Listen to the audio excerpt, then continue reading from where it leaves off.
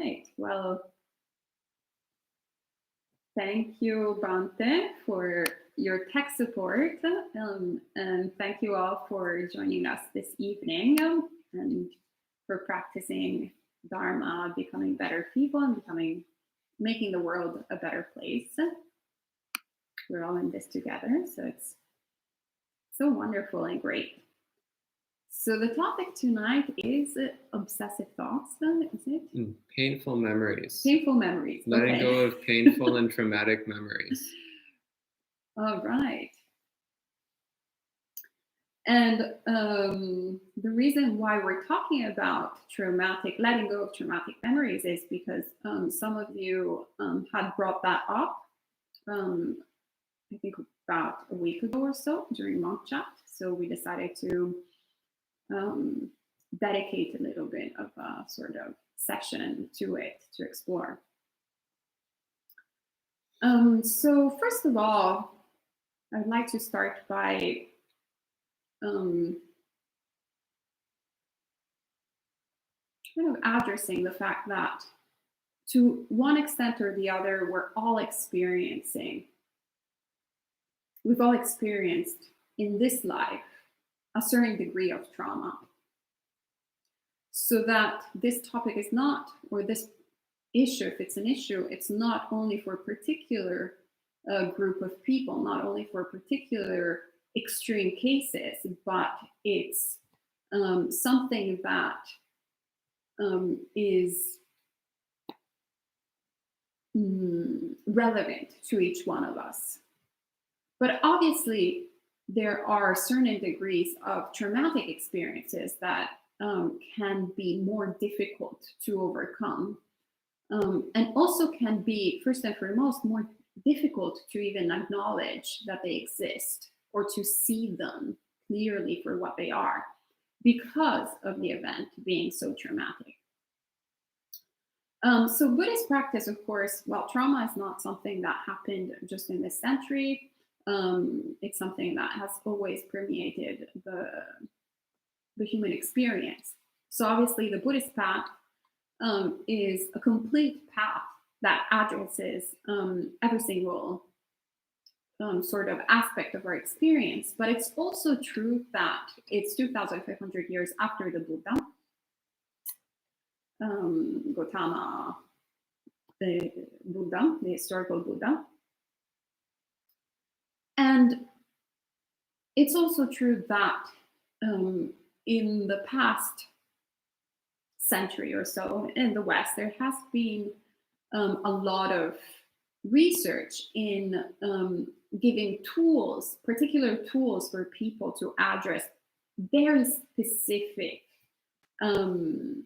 sort of issues that they have experienced in their life.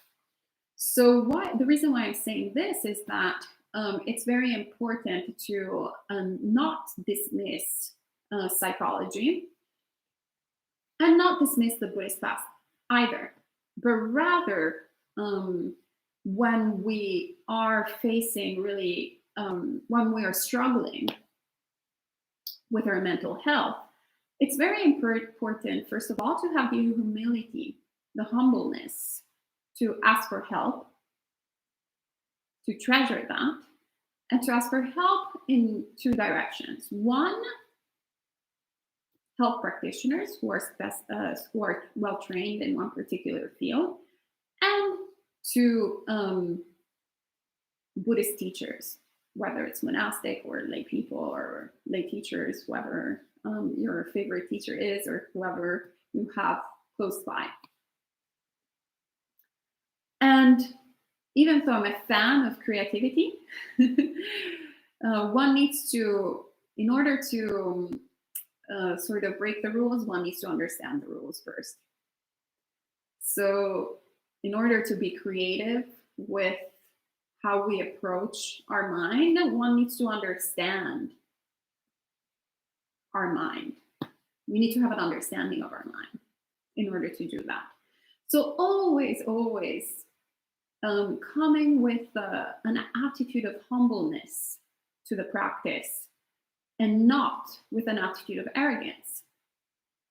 This is something that, even though we think we can think we are not particularly arrogant, there's always a sort of latent arrogance. Sometimes it's just because you read a couple of books. We read a couple of books and we're like, oh, we're experts in the subject.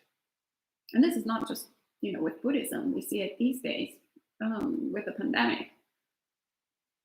We can research all things on the internet, and then we're experts in vaccines, or we're experts in non-vaccines, or we're experts in natural therapies, or we're experts in agriculture, we're experts in medicine, we're experts in whatever kind of thing we think we know about just because we read it on the internet or we read it in a book. So always coming to it with humbleness. So when it comes to the mind, even more so. So taking the stance that we've been going about this for countless eons, we have developed very strong habits. So it's very important to come to an understanding of these habits, and to come also to the acknowledgement that there's not like a sort of straight cut copy and paste answer to every person, but that we also need to understand what is relevant to the conditions that we're facing if we need the help of a therapist, or if we need the help of a Buddhist teacher, or if we need the help of both in a particular moment and circumstance.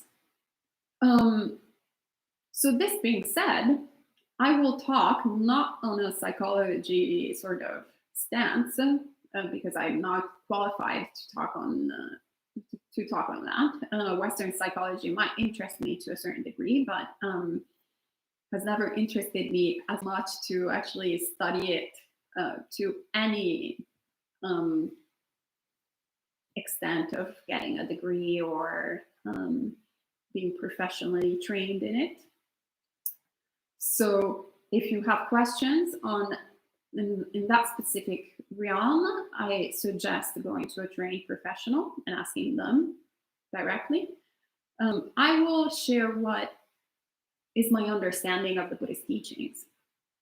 But even there, I'm not enlightened, so don't take everything that I say as this is solid truth, but rather investigate, see it for yourself, see if it's useful, and also ask questions to other practitioners, ask questions to Bhante Sudaso, ask questions to any monastics that you have, that you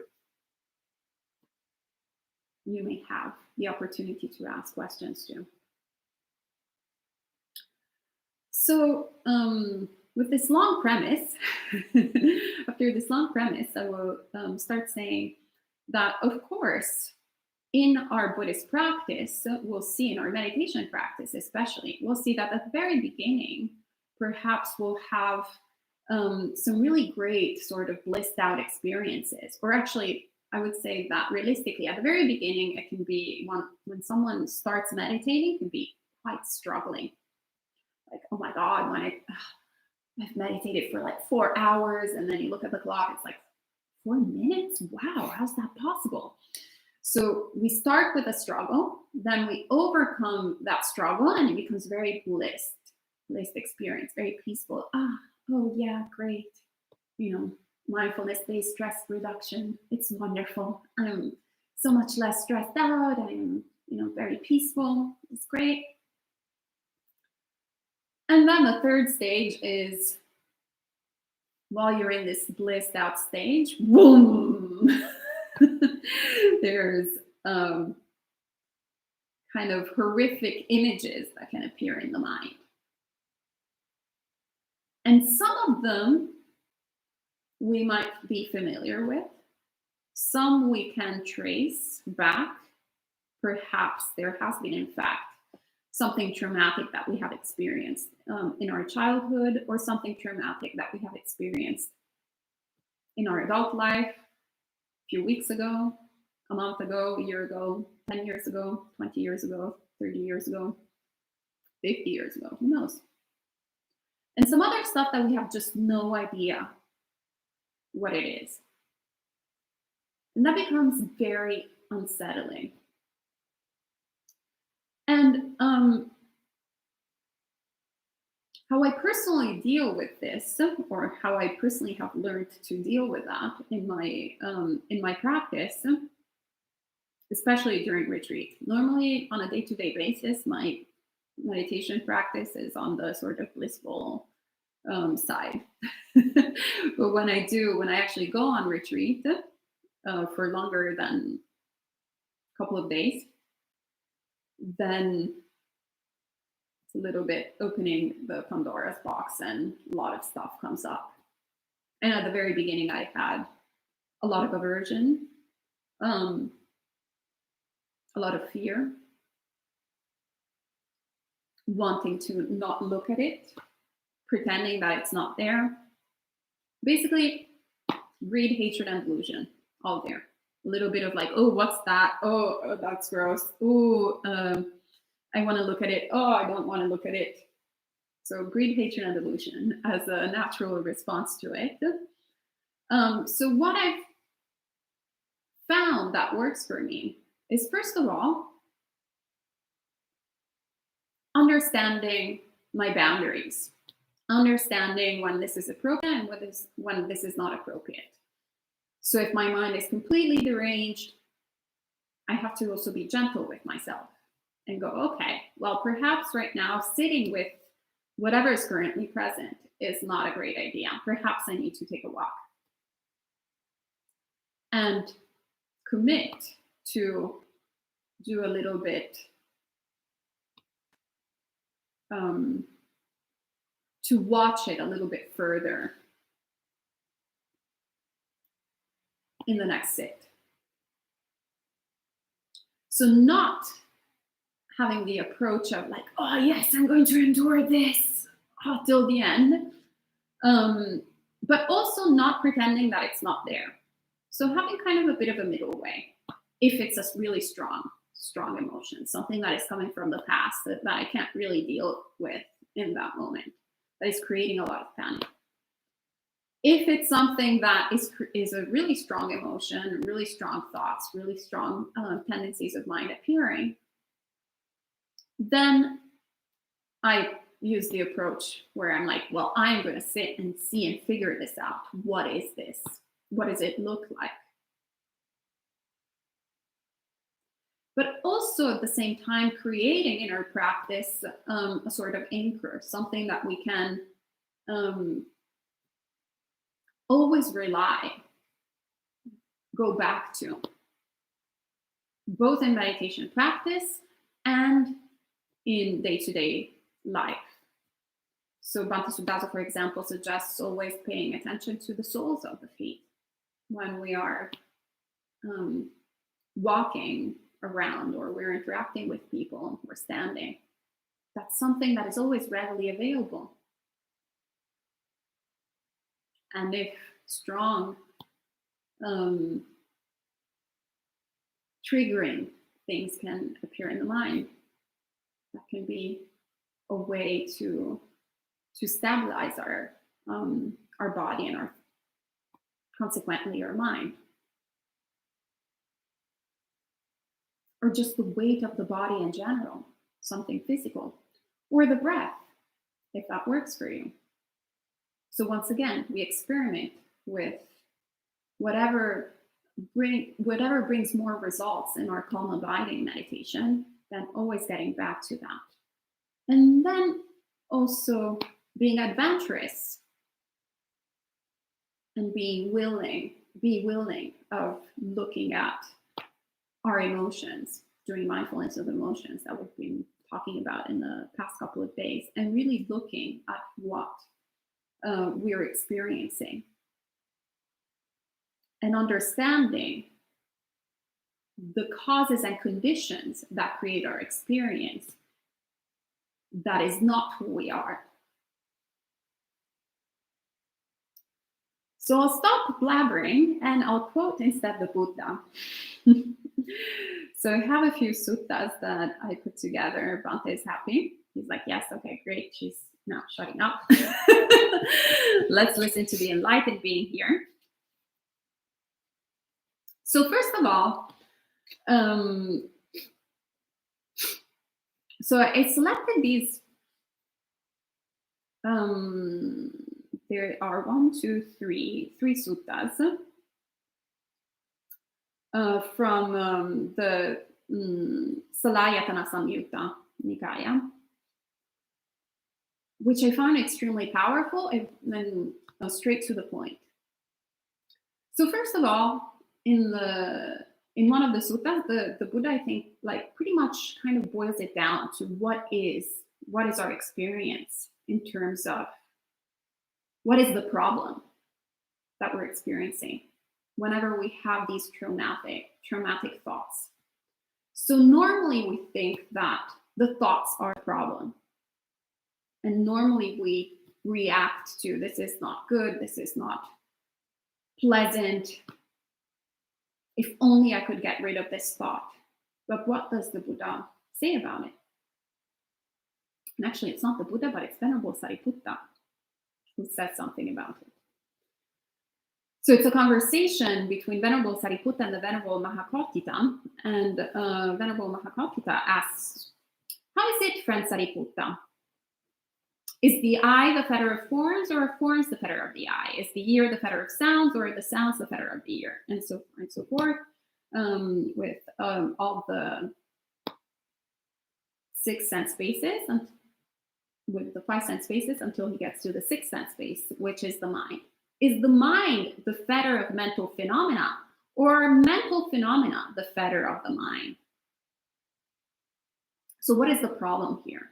Is the mind the problem, or are the thoughts the problem for the mind? Or are the thoughts, or is the mind the problem for the thoughts? Which one is which? And Venerable Sariputta says, friend Kappita, the eye is not the fetter of the forms, nor are the forms the fetter of the eye, etc., etc. He goes, the mind is not the fetter of mental phenomena, nor are mental phenomena the fetter of the mind, but rather the desire and lust that arise there in dependence on both, that is the fetter there. Which is obviously no different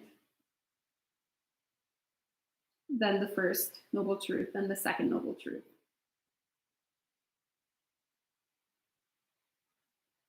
So what is the cause of suffering? The cause of suffering is desire. And another way to look at desire is aversion. So aversion is also a form of desire, of craving for something not to be there. So as he really puts beautifully here, it's the desire and lust that arise there in dependence on both the mind and the thoughts that appear, whether it's craving for it or aversion for it. That is the problem there.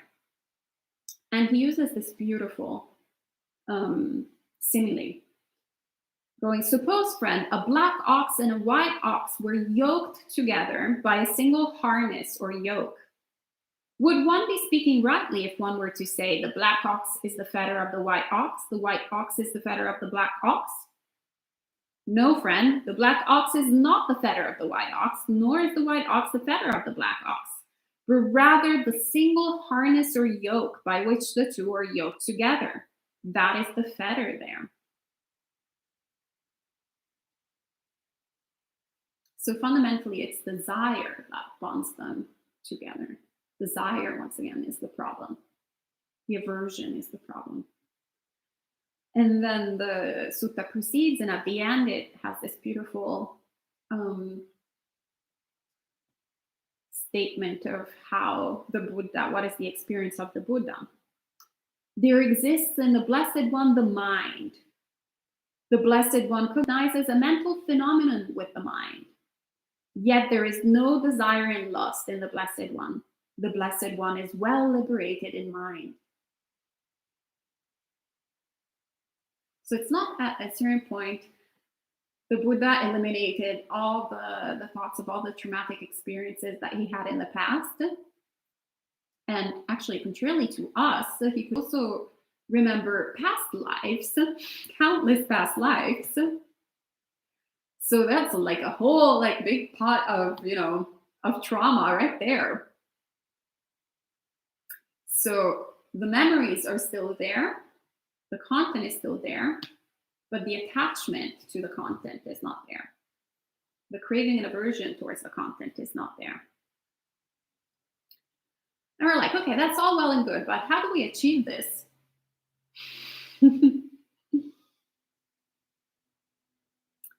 So, one of the beautiful suggestions that are present in the Salayatana Samyutta is in the following sutta, where I'm just going to quote you an excerpt where it says, where there is a suggestion of a contemplation that the Buddha gives to people. And it goes, if the cause and condition for the arising of mind consciousness would cease completely and totally without remainder, right? Could mind consciousness be discerned?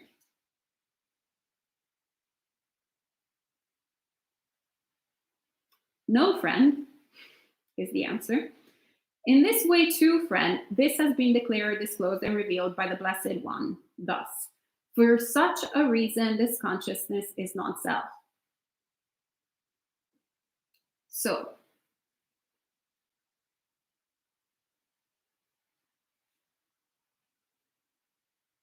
there is mind, there is mental phenomena, and there is mental consciousness, mind consciousness.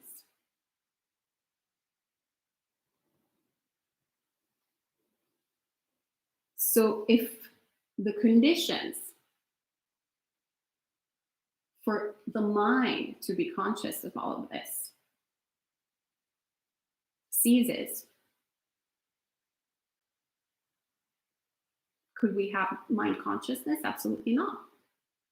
So the point is, something that is dependently originated,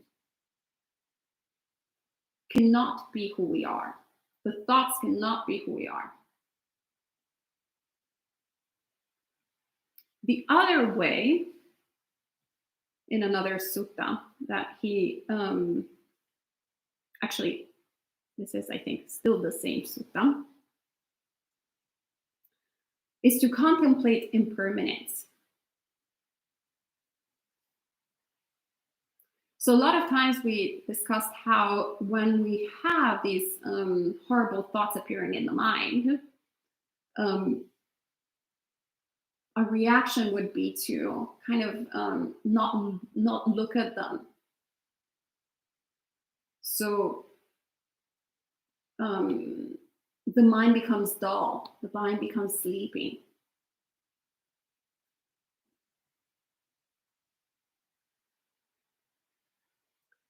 And so the Buddha says,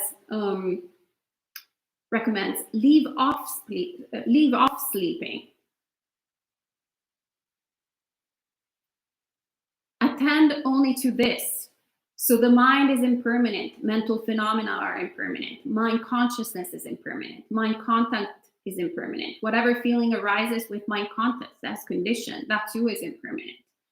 So basically, once again, looking at the impermanent nature of the thoughts. It's not that the thoughts are permanently there. For example, when we are in when we have flashbacks of something that appeared in the past, it's not that the flashbacks are present in every single moment. Otherwise, they wouldn't be flashbacks. They would be present backs, or whatever you call them in English. So it would be something that would be our experience in every single moment. But these thoughts or these sort of emotions appear and disappear, appear and disappear, appear and disappear. So looking, watching how the nature of the sensations happens. So instead of cultivating aversion, which then leads to dullness of mind, to not wanting to see, we actively cultivate clairvoyance. Not clairvoyance, I think it means something else in English. It's a false friend, as we call it in Italian. Clear seeing. Bampe says yes, that's English. He's also my English teacher, aside from my Dhamma teacher. And another way that, to conclude, that the Buddha talks about what we need to develop is cultivating restraint. So he goes, having cognized the mental phenomenon with the mind, the person is not intent upon a pleasing mental phenomenon and not repelled by this pleasing mental phenomenon. He dwells, having set up mindfulness of the body with a measureless mind. And he understands as it really is the liberation of mind, liberation by wisdom, wherein those evil and wholesome states cease without remainder. It is in such a way that there is restraint. When a bhikkhu is conducting himself and dwelling in such a way, if occasionally, due to a lapse of mindfulness, evil, unwholesome memories and intentions connected with the fetters arise in him, slow might be the arising of his mindfulness. But then he quickly abandons them, dispels them, puts an end to them, obliterates them.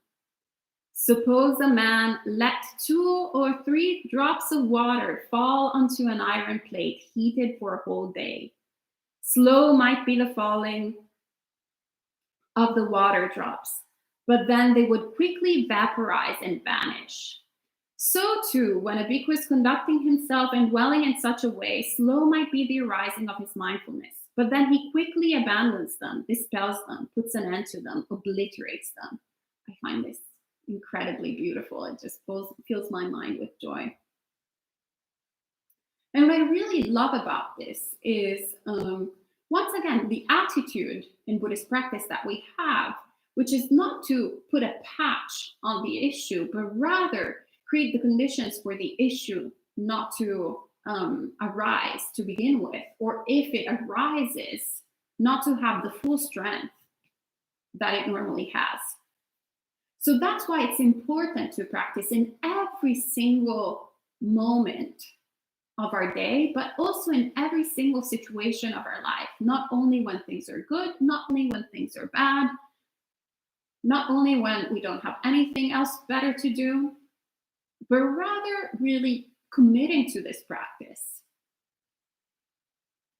and being willing to develop mindfulness, whether we're happy, we're having great, whether it's a pandemic and everything is terrible, whether we've lost our jobs, where we've got our job, whether we are in the best relationship, we're in the worst relationship. Like in every moment, it doesn't matter whether we're sick, whether we're healthy, whether we have our period or whether we don't have our period. Like it doesn't matter what it is. Always practicing, developing mindfulness, developing deep understanding. So then we create this beautiful condition of creating a mind that is like an iron plate heated for a whole day. And if drops, like thoughts, traumatic things, flashbacks, they evaporate, they don't stick, because there's nothing to stick, there's nothing to settle on. It has no grip. But in order to do that, we need to practice self-restraint in the small, in the sort of ordinary things, and where it comes easy to practice. So watching the thoughts that we produce.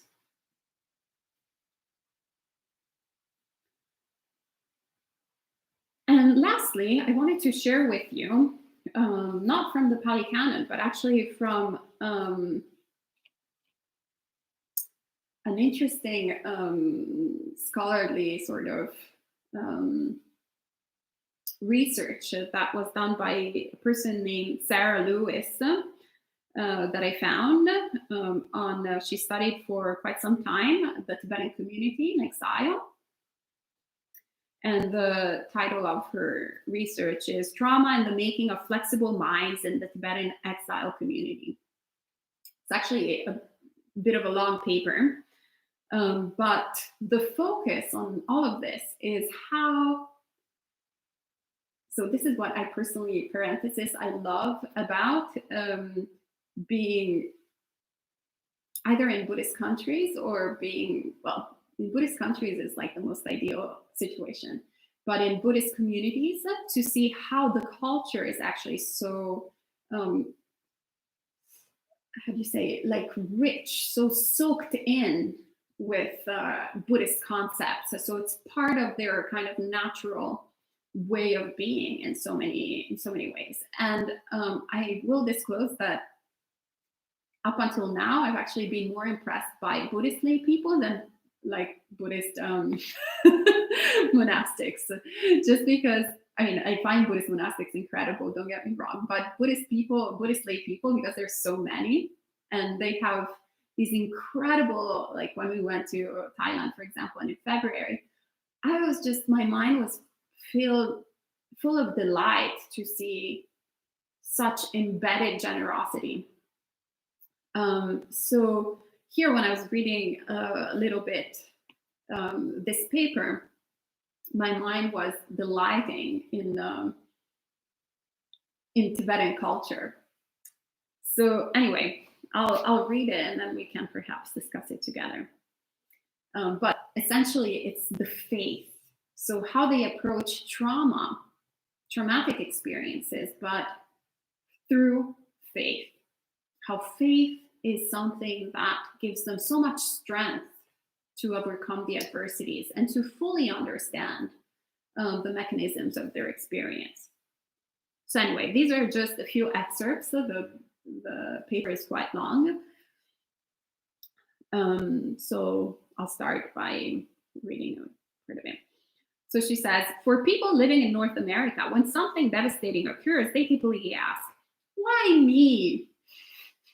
Familiar much? Tibetans do not ask this question. One may struggle with what happens in one's life, but ultimately karma acts as an ordering principle of reality, allowing people to accept what life brings them. I love this last thing, allowing people to accept what life brings them, which was what we were talking about a while back when we were discussing Khanti, patience in Buddhism. A number of my interview participants lost friends and family members in a major earthquake in Tibet in 2010. As one soft-spoken young man, Tashi, aged 24, told me, these are the words of Tashi, most of my family died. 7 of us died. Only me and my younger brother survived. This is karma. It was their karma to die, and it was our karma to live. There were also many Chinese killed. The Chinese were frantic and wailing in the streets. Tibetans were much calmer. I don't think we were any less sad, but we accept death as a part of life. Very important, this passage. I don't think we were any less sad, but we accept death as a part of life. We also believe that it does not help the situation to become very upset. This can prevent those who died from moving on through the bardo, which is the intermediate state between death and rebirth in the Tibetan tradition. And it doesn't help us either. I'm like about to cry. I found it so beautiful. My brother and I joined some others from our county and made prostrations to Lhasa. We made offerings along the way and dedicated the merit to our family. I felt at peace knowing that we were doing something to help our loved ones. How beautiful is that? I feel like prostrating to this layperson. It's just incredible. Like the words that he's using. 24. He should be giving the Dhamma talk right now. So wise. And then Sarah continues, there is a sense that life circumstances are earned. Karma is not viewed as a particularly religious topic. It simply explains how the world works. So it's basically gravity. You understand gravity. Of course, if a brick falls from the house and it hits your head, you will still be upset. But you understand that gravity, like through the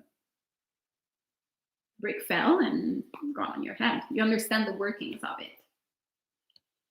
Negative events in the present are understood as the result of negative actions in the past. To fully understand how Tibetans cope with suffering, it is essential to recognize that their view extends much wider than the present. What happens in this lifetime is only one small piece of a much larger picture of past and future lives. And then further in another piece of the paper. This is also very interesting, I found. While Tibetans do not typically seek out pain to purify karma, which there are countless Buddhist suttas on that, on how at the time of the Buddha, the people would do that and how the Buddha was opposed to it. So they don't seek out pain to purify karma, the Tibetans. Many maintain daily practices aimed at purifying negative karma and generating merit. For example, circumambulating stupas in temples, prostrations, reciting mantras, making offerings. And older generations, as they draw nearer to death, often devote the remainder of their lives to these practices. They also view difficult life events as an opportunity for purification. Different way to look at. Instead of whining, you're like, oh, it's a great opportunity to purify myself. Friends and relatives console one another with reminders that karmic seeds or imprints have been purified. It is over now, they say. The seeds are extinguished, and one is advised not to ruminate or clinging to negative emotions. Disturbing emotions are thought to only reproduce suffering by strengthening karmic imprints, particularly those that led one to perform negative actions. Incredible, isn't it? Like, wow. One essentially recreates a propensity to generate negativity, which is basically what actually we read, I think we studied this sutta recently, where the Buddha says, whatever you introduce in your mind, whatever you think over and over again, that becomes the tendency of your mind. So how beautiful is that? That it's embedded in the culture to understand that ruminating on all of that will reproduce suffering and strengthen these karmic imprints. And then in another section of the paper, and this will be the last bit, while imprisonment, torture, and displacement are more severe in degree, they're understood to be just like any other potential disturbance. For example, bad food, bad weather, which can make it difficult to control the mind. This is where, like, all the stories, obviously, of the lamas who were tortured during the invasion of China, of Tibet, and of how these lamas have gone through such incredible, most traumatic experiences, yet kept a really strong mind. The extent to which one experiences mental distress depends on the reaction to the event. Interesting. The extent to which one experiences mental distress depends on the reaction to the event. In other words, suffering can only come from within. As my elderly neighbor told me, a Tibetan proverb says, self is the protector of itself. Because losing control of one's emotions can lead to illness and the generation of negative karma, Tibetans have great motivation to recover quickly in the face of adversity. So it's actually quite remarkable because actually, even though I mentioned the Tibetan Lamas, the paper is all about lay people. So it's not about people who have gone on, the famous universities and studied texts for years, decades, and so on, or doing a bunch of meditation day and night, like advanced practitioners, but it's just common people, regular people, but have so much faith in the Buddhist teachings that this faith shifts entirely their way of perceiving the world, perceiving their experience, perceiving the traumatic events that happen to them, and dealing then with their mind and thoughts. Remarkable, incredible. Like I thought this paper was very fascinating, so I wanted to share it with you. So all right, so I'll stop talking, and since the live chat maybe works, we'll see if people have anything to say, to share as well. Okay, well, thank you so much, Ayya. And again, if you have any questions, please go ahead and type them in the live chat, and I'll read them out for Ayya Soma to answer. And let's see what we've got here. First off, welcome to Jens and Jacqueline. Thanks for joining in. Thank you, Kevin, for reminding people to donate to the monastery. It's much appreciated. And Sally has a question. She says, what are the causes and conditions for the mind consciousness to arise when someone had a flashback of a painful memory? Repeat it again. This is very complex. What are the causes and conditions for the mind consciousness to arise when someone had a flashback of a painful memory? The causes and conditions for mind consciousness to arise. Well, it's mind, thoughts, mind consciousness arises. The meeting of the three is contact. So you're having contact with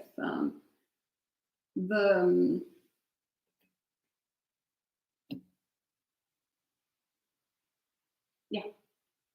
Okay. And she says, I mean the method of non-self contemplation from the sutta.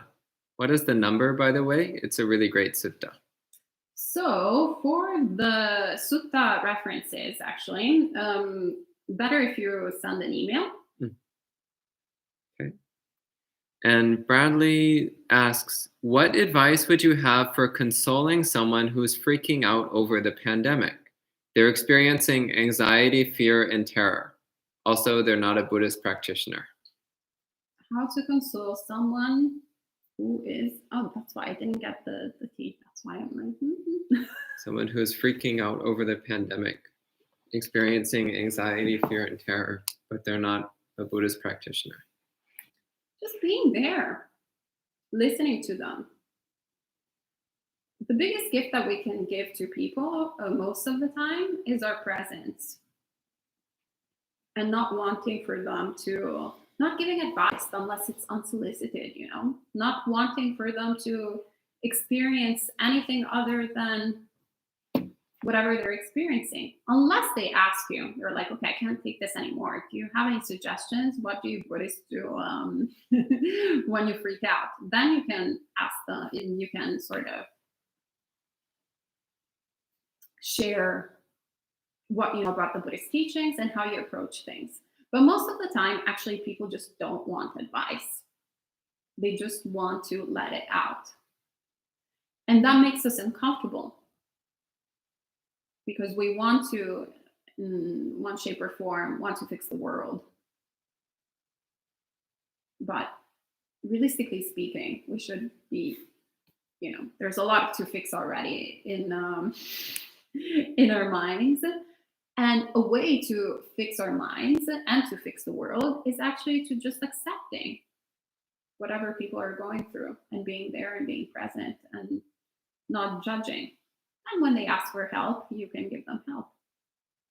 Also asking, do you need some help? Maybe they'll say yes or maybe not, but just being there. And hello, Elaine. Elaine says she'd been having trouble connecting. So you're not the only one. We also were having trouble with the live chat. So happy you could join in.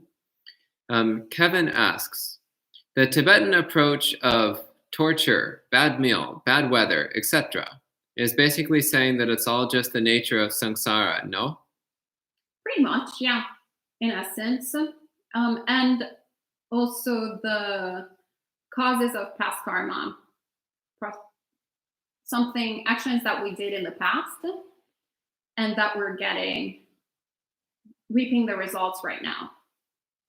So once again, what I found very fascinating, which I already knew, by the way, about that culture, which I always found fascinating, is once again not the fact that people are not sad, for example, experiencing whatever traumatic event that can happen. The sadness is still there, but there's not the double sadness. There's not the weeping and wailing and stabbing ourselves with extra pain, because there is understanding. So it's kind of like the pain is inevitable, suffering is not. So obviously they're not happy. Tashi was not happy to have lost its entire family from the earthquake.